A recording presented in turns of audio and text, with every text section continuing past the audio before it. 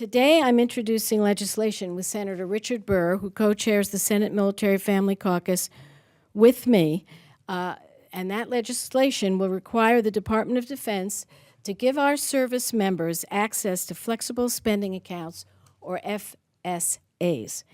And again, I want to thank Loretta Sanchez over on the House side. She's been a tireless advocate for military families. She will be introducing the companion piece, and we know we already have a bipartisan support because Richard Burr and I are from different parties, and we believe there'll be a number, already there are a number of Republicans and Democrats on the bill in the House. This is good news in today's world where we need to work together. FSAs would allow a service member to contribute pre-tax dollars to help cover out-of-pocket child care and health expenses, such as copays and deductibles for medical appointments, prescription medication, dental services, glasses, and contacts. Simply put, it is long past time to give our servicemen and women access to FSAs. It is a benefit, an FSA, enjoyed by many private sector employees and most of the federal workforce, members of Congress, our staffs, and nearly all federal civilian employees, including civilians working at the DOD, have access to these accounts. Our military, who are full of families with young children, as we can see all around us and in posters outside, have given so much to our nation. There's no reason why they shouldn't have this benefit as well. So I am honored to share this podium with representatives from some of our nation's military and veteran service organizations.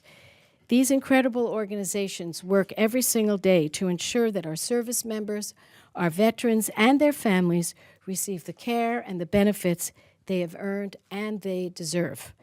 And I'd like to take a moment to introduce and thank each of them for supporting this bill. So we have Vice Admiral Norbert Ryan, and raise your hand when I call your name. He's the president of the Military Officers Association of America. We have Kathleen Moakler, the Government Relations Director at the National Military Family Association. We have Barry Searle, Director of the National Security Commission of the American Legion. Are you here behind me, Barry? Hi. We have Pamela Stokes Eggleston, the Director of Development at Blue Star Families. I'm so happy you're here, too. We have, so Julie isn't here yet, and Ike isn't here yet. Ike is here. Could you come on up if you can? Captain Ike Puzon, did I say it right? Yes, Director of Government Relations at the Association of the United States Navy. And now I'd like to tell you about the impact of this legislation. Many of you may be surprised to learn that the Department of Defense does not cover the full cost of health care and child care.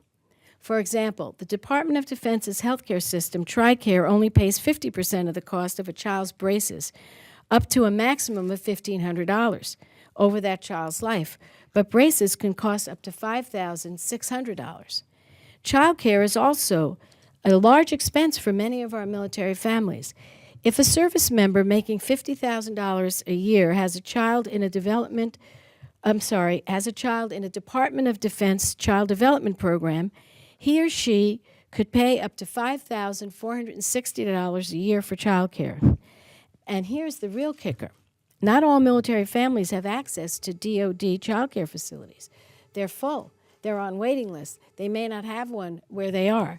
In those cases, they must turn to private care, which can cost an average of $11,000 for a single infant, and that's what the cost is in my home state, $11,000 for a single infant, and that was in '09, and we're already into 2011.